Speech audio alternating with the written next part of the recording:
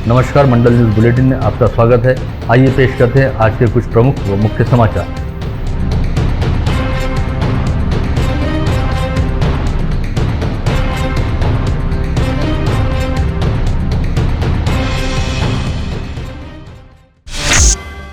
तीन दिन पहले यवतमाल के एसबीआई चौक पर रेत तस्करी के मुद्दे को लेकर करण परोक्टे नामक युवक की हत्या की स्याही अभी सूखी भी नहीं थी कि बीती रात अमरावती नागपुर राष्ट्रीय महामार्ग पर तिवसा के आशीर्वाद बियर बार के सामने तिवसा के शिवसेना शहर प्रमुख अमोल पाटिल पर लोहे के रॉड व सत्तूर से हमला कर उसकी निर्मम हत्या की गई। इस हत्याकांड के मामले में तिवसा पुलिस ने तिवसा के रतनगीर महाराज मंदिर परिसर में रहने वाले अविनाश एकनाथ पांडे, संदीप रामदास ढोबाले, प्रवीण रामदास ढोबाले तथा सुरवाड़ी गाँव निवासी अंकुश रमेश घाघरे को गिरफ्तार किया है। वहीं दो अन्य आरोपी दिलीप वाघ व कमलापुर निवासी गुणवंत उमक फरार बताए जा रहे हैं। पुलिस की प्राथमिक जांच के अनुसार अमोल पाटिल को रेत तस्करी विवाद के चलते कल शनिवार की देर रात 10:30 बजे के दौरान एक सोची समझी साजिश के तहत मौत के घाट उतारा गया। अमोल पाटिल जिस बियर बार में शराब पीने बैठा था, उस बियर बार के सामने के सीसीटीवी कैमरे हत्यारों ने पहले ही बंद कर रखे थे। बियर बार में जिस जगह पर अमोल पाटिल बैठा था, तो उसी बार में अविनाश पांडे कुछ दूरी पर बैठा हुआ था और अमोल की हर गतिविधि पर नजर रख रहा था। वहीं शेष हत्यारे बियर बार से बाहर कुछ ही दूरी पर खड़े थे। रात 10:30 बजे के दौरान अमोल पाटिल जैसे ही बियर बार से बाहर निकला, उसे हमलावरों ने लोहे के रॉड व सत्तूर से हमला करते हुए मौत के घाट उतार दिया। हमले के समय सभी ने अपने चेहरे दुपट्टे से ढांक रखे थे, ऐसा पुलिस की जांच में पता चला है। तिवसा में हत्याकांड होने की खबर मिलते ही ग्रामीण पुलिस की अपराध शाखा ने रातों रात हत्यारों की तलाश करते हुए मुख्य आरोपी अविनाश पांडे सहित 4 लोगों को गिरफ्तार किया है, जबकि 2 अन्य हत्यारे अब भी फरार बताए गए हैं, जिनकी शिनाख्त हो चुकी है।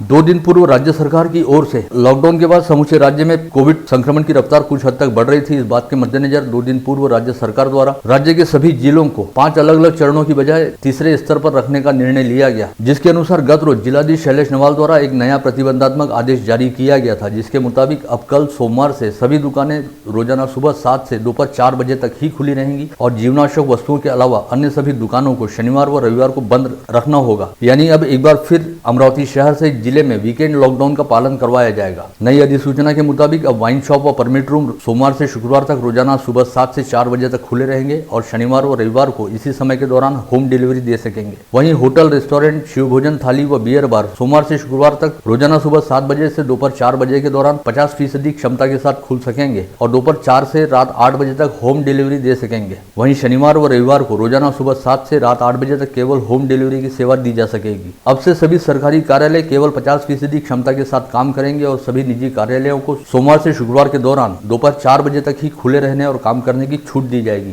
सभी सार्वजनिक स्थल, क्रीड़ांगन, बगीचे सुबह 5 से 9 बजे तक केवल 4 घंटे के लिए खुले रहेंगे और सभी टॉकीज, सभागृह, नाट्यगृह और मल्टीप्लेक्स अगले आदेश तक पूरी तरह से बंद रहेंगे। पहले की तरह दूल्हा दुल्हन सहित केवल 50 लोगों की उपस्थिति में शाम 5 बजे से पहले विवाह समारोह आयोजित करने की छूट रहेगी। हालांकि इसके लिए पहले जिला प्रशासन से अनुमति प्राप्त करनी होगी। वहीं अंतिम यात्रा में अधिकतम 20 लोग ही उपस्थित रह सकेंगे। कृषि संबंधित सभी कामों के लिए जिले में दोपहर 4 बजे तक छूट दी गई है। किसी भी तरह की सभा, बैठक तथा स्थानीय स्वायत्त निकाय एवं सहकारी संस्था की आम सभा में 50% सदस्यों को ही उपस्थित रहने की अनुमति दी गई है। साथ ही जूम ऐप के जरिए ऑनलाइन मीटिंग लेने को प्राथमिकता देने का निर्देश भी दिया गया है। वहीं 50% क्षमता के साथ जिम, व्यायामशाला, सलून, ब्यूटी पार्लर, स्पा व वेलनेस सेंटर को काम करने की अनुमति दी गई है। इस दौरान सार्वजनिक परिवहन के सभी वाहनों को 100% यात्री क्षमता के साथ काम करने की छूट दी गई है और माल ढुलाई संबंधी काम की छूट दी गई है। हालांकि माल ढुलाई वाले वाहनों में अधिकतम 3 लोगों की ही उपस्थिति रह सकती है। उद्योग एवं कारखानों को पहले की तरह पूरा समय काम करने की अनुमति दी गई है। कल से रोजाना शाम 5 बजे से संचारबंदी शुरू होगी और लोगों के बिना वजह बाहर निकलने पर कड़ा प्रतिबंध रहेगा। नियमों का उल्लंघन होने पर कड़ी कार्रवाई की जाएगी। इसके अलावा प्रशासन द्वारा कोविड त्रिसूत्री के नियम का पालन करने का आह्वान भी किया गया है।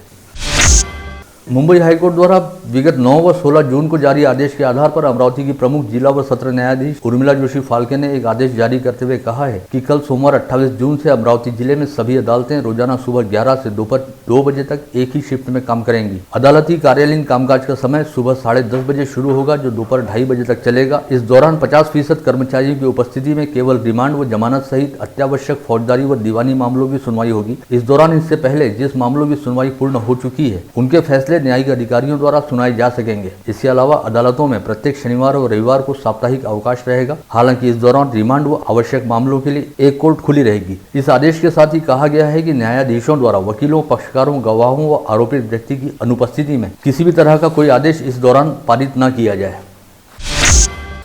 जिला ग्रामीण पुलिस दल द्वारा चिखलदरा स्थित हरिकेन पॉइंट में बनाए गए पुलिस विश्राम गृह का पालक मंत्री यशोमती ठाकुर द्वारा शनिवार को उद्घाटन किया गया। इस अवसर पर पालक मंत्री यशोमती ठाकुर ने कहा कि कानून व व्यवस्था अबाधित रखने के लिए पुलिस दिन रात कार्यरत करती रहती है और कोविड संक्रमण काल के दौरान जोखिम स्वीकार करते हुए उन्होंने अनेक जिम्मेदारियां निभाई हैं। ऐसे में सरकार की ओर से पुलिस दल को और अधिक सशक्त करने के साथ ही विभिन्न दर्जेदार सुविधाओं की निर्मित की जा रही है। इस समय चिखलदरा नगर पालिका की अध्यक्षा विजया सोमवंशी, पुलिस अधीक्षक डॉक्टर हरि बालाजी एन, अपर पुलिस अधीक्षक श्याम घुगे, पुलिस उपाधीक्षक प्रदीप सूर्यवंशी, तहसीलदार श्रीमती माने, पुलिस निरीक्षक मानकर, चिखलदरा के थानेदार राहुल वाड़वे तथा जिला परिषद समाज कल्याण सभापति दयाराम काले आदि उपस्थित थे।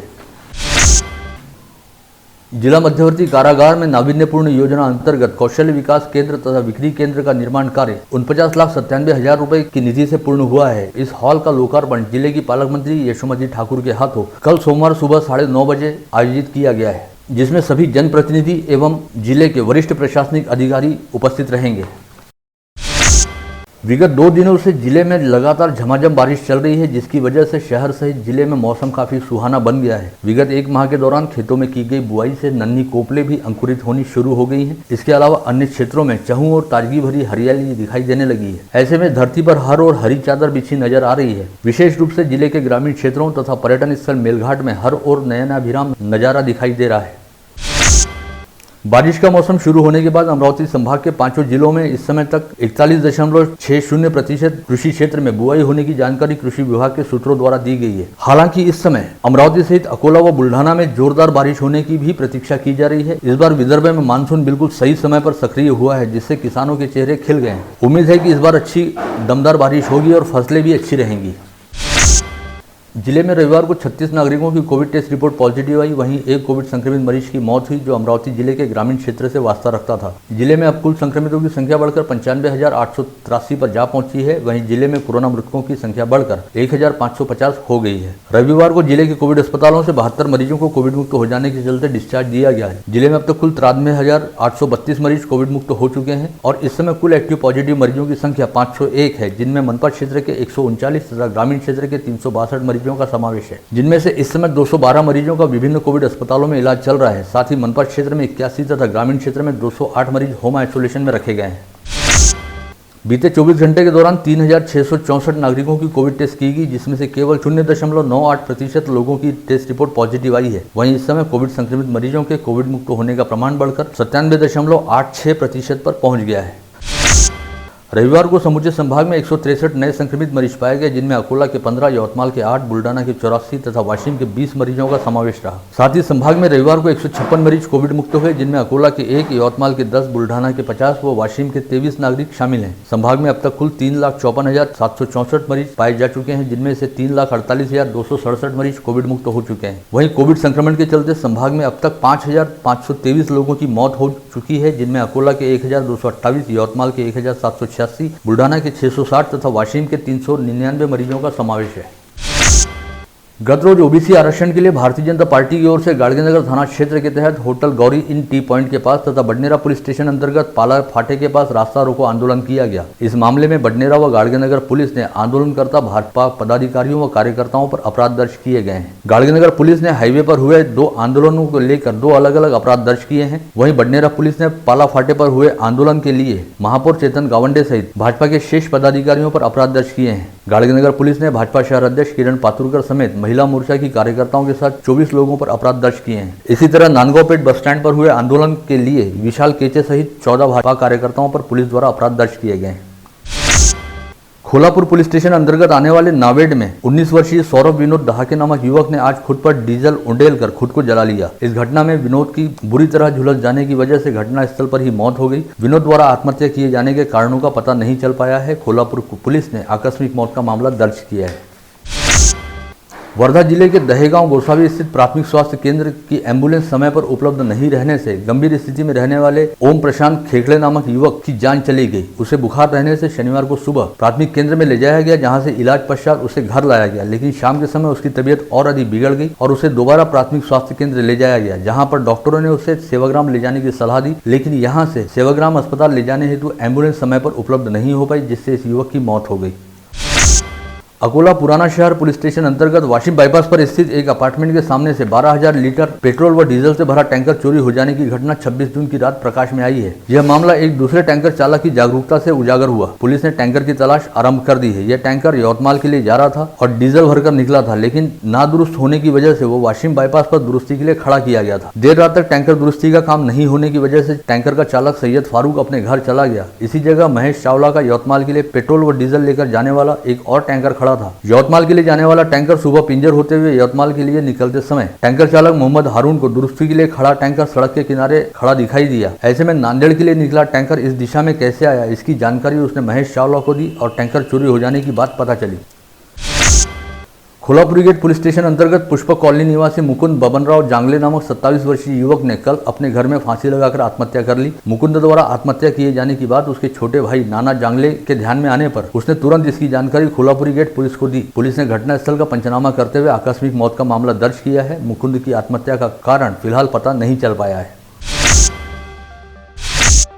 शहर पुलिस आयुक्तालय की क्राइम ब्रांच ने यवतमाल जिले के नेर स्थित पठानपुरा में रहने वाले शेख समीर उर्फ चिन्या शेख नजीर को गिरफ्तार कर उसके पास से चोरी की 7 दुपहिया वाहन जब्त किए हैं। उसने यह दुपहिया वाहन अमरावती शहर सहित जिले के ग्रामीण क्षेत्र तथा यवतमाल व वाशिम जिले से चुराए थे। चोरी की ये सभी वाहन कारंजा के काजीपुरा में रहने वाला जावेद बेग यूनुस बेग मिर्जा खरीदता था। पुलिस ने उसके पास से कुल 7 दुपहिया वाहन जब्त किए हैं, जिनकी कीमत 4,10,000 रुपए बताई गई है। आप देख रहे थे मंडल न्यूज बुलेटिन। हमारे चैनल को लाइक करें, शेयर करें और हाँ, सब्सक्राइब करना ना भूलें। कल होगी आपसे फिर मुलाकात, तब तक के लिए धन्यवाद।